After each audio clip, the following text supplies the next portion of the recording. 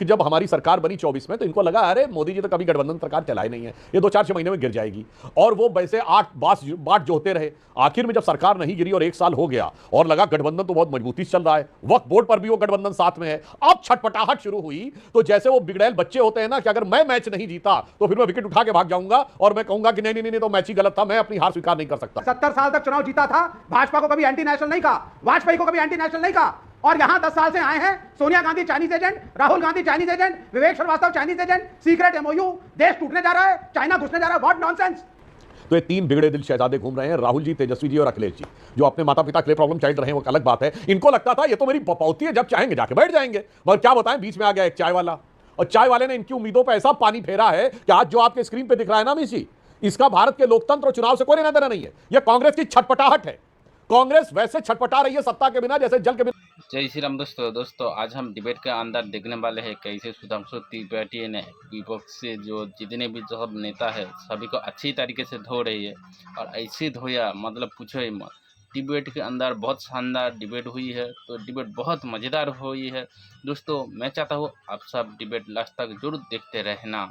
चलो दोस्तों main debate start करते हैं।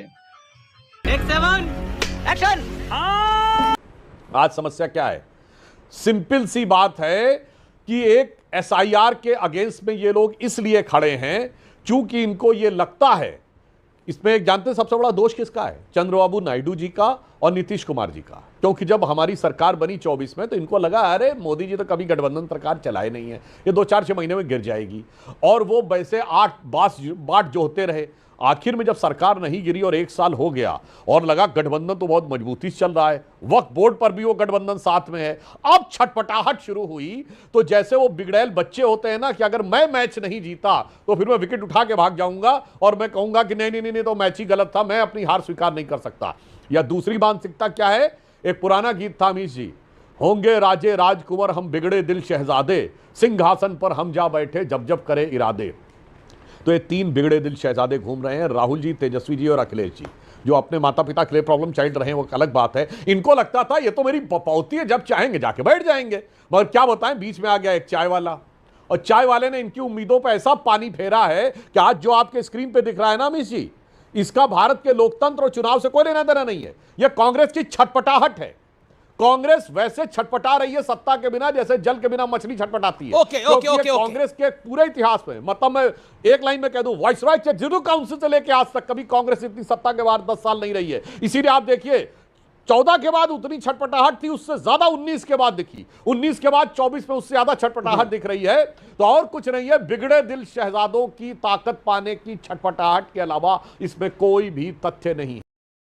क्या बात है। 70 साल तक चुनाव जीता था, भाजपा को कभी एंटी नेशनल नहीं कहा, वाजपेयी को कभी एंटी नेशनल नहीं कहा, और यहां 10 साल से आए हैं Sonia Gandhi Chinese agent, Rahul Gandhi Chinese agent, Vivek Srivastava Chinese agent, secret MOU, देश टूटने जा रहा है, चाइना घुसने जा रहा है, व्हाट नॉनसेंस। आप जीतिए चुनाव। इस सज्जन को क्या तकलीफ है भाई? लेकिन राहुल गांधी ने भी नॉनसेंस कहा था आपकी तरह एक ऑर्डिनेंस, आपको अधिकार नहीं है ये। ओके ठीक है, ओके मैं रुक करता हूं सुधांशु त्रिवेदी का। सुधांशु त्रिवेदी, राहुल गांधी को टारगेट मत करिए, राहुल गांधी एक आंधी है। देखिए आज विवेक श्रीवास्तव जी जिस शिद्दत के साथ राहुल गांधी का बचाव कर रहे हैं, मुझे लगता है तो दर्शकों को समझना चाहिए, कम्युनिस्ट के लेफ्ट के समर्थकों के बैठे, लेफ्ट के प्रतिनिधियों के, लेफ्ट की एक ही जगह सरकार है केरल में, जहां उसकी लड़ाई राहुल गांधी की पार्टी से है। मुझे लगता है कितना बड़ा धोखा दिया जा रहा है केरल की जनता को। इसको मलयालम में जरूर डब करके पहुंचाना चाहिए केरल की जनता के पास, कि समझ में आएगा कि दिल्ली का दोहरा चरित्र क्या होता है, कि वहां पे लड़ाई लड़ते हैं और यहां देखिए कैसे हाथ पटक पटक के झटक के मार कर रहे हैं। अब अगर विवेक जी का टारगेट कुछ और हो, कन्हैया कुमार से प्रेरित होकर, तो बात दूसरी हो सकती है। इसलिए तब बात है तो मैं समझ सकता हूं, परंतु अब मैं ये बात स्पष्ट करना चाहता हूं, विवेक जी, सोनिया जी के बारे में किसी ने आरोप नहीं लगाया था। आपके ही कम्युनिस्ट कंट्री रहे रूस की केजीबी के सारे, उसके ऊपर एक किताब लिखी गई थी, स्टेट विद इन स्टेट, ये वेलग्ना एल्बर्टस की किताब, उसमें सोनिया जी के बारे में इस ढंग की बातें लिखी हैं। ये कोई बीजेपी ने नहीं बुलाया था, और उनको कायदे से उसके ऊपर जाकर मानहानि का मुकदमा करना चाहिए था। और तौर में दर्शकों को लिए कह दो, उसमें केजीबी के चीफ विक्टर चेरबोकोव ने 1985 में क्या क्या क्या बहुत सारी बातें विद रेफरेंस टू कॉन्टेक्स्ट लिखी हुई हैं। ये आपने ने नहीं लगाया था। एक श्वाइजर्स एलिस्टेटे मैगजीन थी 19 नवंबर 1991 स्विट्जरलैंड से निकलने वाली, उसने राजीव गांधी की फोटो के साथ, डेट के साथ बोल रहा हूं, विवेक जी जाके चेक कर लीजिएगा। इसलिए ऐसे झटक पटक के मत बोला करिए, आरोप भाजपा ने नहीं लगाए हैं, ये सारे के सारे बात बाहर। और सोनिया गांधी जी OCCRP की सदस्य थी, उसको वो आज तक डिनाई नहीं कर पाई। तुम्हें शर्म है कुछ? बिहार का डर सता रहा है सुधांशु जी को भी और प्राइम मिनिस्टर मोदी को भी। तेजस्वी भी हैं, अखिलेश भी पीछे से समर्थन देंगे, राहुल गांधी हैं, तो ये जोड़ी इनको समझ नहीं आ रही। इनको समझ नहीं आ रही है तो एक नया हमला करने की कोशिश की कि युवाओं को तो लेकर के साथ चल नहीं सकते राहुल गांधी। सर, जब क्राइसिस का समय आता है तो पता चलता है अपना कौन और किसमें कितना दम है। वो व्यक्ति जो और सर, अगर हम केरल में उनसे लड़ते हैं तो बिहार में गठबंधन भी है। इस बात को भी जरा कोट करिए कि वामपंथी पार्टियां कांग्रेस के साथ मिलकर के लड़ेंगी और इस बार आपको बाहर का रास्ता दिखाएंगी। और तीसरी चीज, जब क्राइसिस का समय आता है तो गुलाम नबी आजाद भी चले गए, युवा नहीं थे। हमारे प्राइम मिनिस्टर तो पुराने फॉर्मर प्रेसिडेंट RSS के यहाँ चले गए प्रणाम करने के लिए। लेकिन असली आइडियोलॉजी को मानने वाला व्यक्ति कभी भी अपनी आइडियोलॉजी से डेविएट नहीं होता।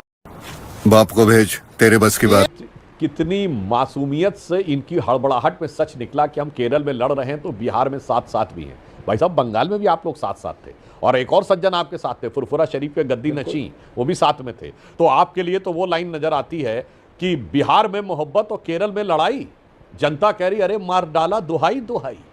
जनता भली भांति समझ रही है। अब मैं एक और भी फैक्ट आपके सामने रख दूं। देखिए, आप लोग जिस प्रकार से कह रहे हैं बिहार में ये हो रहा है, बिहार में समस्या सबसे बड़ी क्या हो रही है कि तेजस्वी जी को आपने घोषित नहीं किया है। वो बेचारे वो भी शिद्दत से कह रहे हैं भाई मैं राहुल गांधी को PM कहने को तैयार हूं, मगर वो मुझे घोषित कर दे। कुछ कुछ वैसे ही जैसे आसिम मुनीर कहते हैं कि मैं ट्रंप को नोबेल पीस प्राइज देने को तैयार हूं, भाई तुम मेरे लिए कुछ पैसा ला के दे दे, मेरे देश को कुछ दे दे, उस ढंग की बात। तो उसी ढंग से तेजस्वी कह रहे हैं कि मैं राहुल जी को PM बनने को तैयार हूं, मगर राहुल जी का दिल नहीं पसीज रहा है, क्योंकि उनकी नज़र तो इसके ऊपर है ना कि जो वोट बैंक कॉमन वाला है ना, वो कॉमन वाले में कितनी कॉमनलिटी है। एक लाइन में बता दूं अमित जी, चुनाव आयोग ने बुलाया इंडी गठबंधन वालों को तो इन्होंने कहा हम अकेले नहीं आएंगे, हम ज्यादा लोग आएंगे। चुनाव आयोग ने कहा 30 लोग आ जाइए, 30। खड़गे जी का बयान है कि अगर हम 30 लोगों को चुनते तो बाकी लोग नाराज हो जाते, हमें तो पूरे 300 चाहिए। सोचिए, इन लोगों को आपस में एक दूसरे पे भरोसा नहीं है। मतलब 30 लोग अपने में से नहीं चुन सकते, ये एक नेता क्या चुनेंगे समझ में आ सकता। ओके, मैं JMM की मेंबर ऑफ पार्लियामेंट का रुख करता हूं। महुआ माजी, चलिए मनमुटाव होगा, इतनी दुश्मनी, इतनी रंजिश क्यों? देखिए, इसी से पता चलता है कि इंडिया गठबंधन में कितनी एकजुटता है। इसी बात से प्रमाणित होता है ना। अभी आपने कहा कि आपस में एकजुटता नहीं है, अगर एकजुटता नहीं होती तो कोई ना कोई अलग से चला जाता माननीय प्रधानमंत्री जी से मिलने। लेकिन सारे लोग एकजुट होकर निर्णय लिए कि नहीं करना है, क्योंकि जिस तरह के कानून आ रहे हैं, विपक्ष के बगैर सब कुछ पारित कर दिया जा रहा है। जिस तरह से 30 दिन के अंदर किसी भी सरकार के चुने हुए मुख्यमंत्री को हटाने का, मंत्री को हटाने का जो निर्णय लिया जा रहा है, जो बिल पारित होने वाला है, ये कितना खतरनाक है। आपने देखा कि हमारे झारखंड में किस तरह से एक निर्दोष जनता द्वारा चुने हुए मुख्यमंत्री को ED CBI का डर दिखा के रिजाइन कराया जाता है, 5 महीने तक जेल में रखा जाता है, और फिर माननीय सुप्रीम कोर्ट कहती है कि कोई सबूत नहीं है उनके खिलाफ। तो अगर ये कानून पारित हो जाए तो इसके बाद चाहे कितना भी आप निर्दोष प्रमाणित हो, वो तो गए। तो ये लाने की लेकिन कोशिश, आपकी समस्या तो हर चीज से है ना। अभी मजा आएगा ना भिड़ो। मैं कह रही हूं कि शुचिता की बात अगर होती है तो राजनीतिक शुचिता होनी चाहिए। चुनाव के पहले किस तरह से जिनको आप ही लोग पानी पी पी कर भ्रष्टाचारी कहते थे, उनको अपने पार्टी में लाते हैं, उनको मंत्री भी बनाते हैं। तो एक तरह से कहा जाए कि 100 चूहे खाकर बिजली चली आज को। आप शुचिता की बात करते हैं, लेकिन तमाम भ्रष्टाचारियों को अपने पार्टी में लाकर गंगा जल से नहला देते हैं। मजा आया। इन लोगों का भ्रष्टाचार के साथ चोली दामन का साथ रहा है। पिछले 30-35 सालों की कोई लोकसभा नहीं बता सकते जब इंडी गठबंधन के दलों के नेताओं ने भ्रष्टाचार के आरोप में जांच एजेंसी और कोर्ट कचहरियों के चक्कर न काटे हों। मैं अपने विपक्षी दलों को और महुआ जी को याद दिलाना चाहता हूं, आज राहुल जी और सोनिया जी जिस मुद्दे पे जमानत पे हैं वो अक्टूबर 2013 में शुरू हुआ था, उन्हीं की सरकार के दौर में दिल्ली हाई कोर्ट के आदेश पे।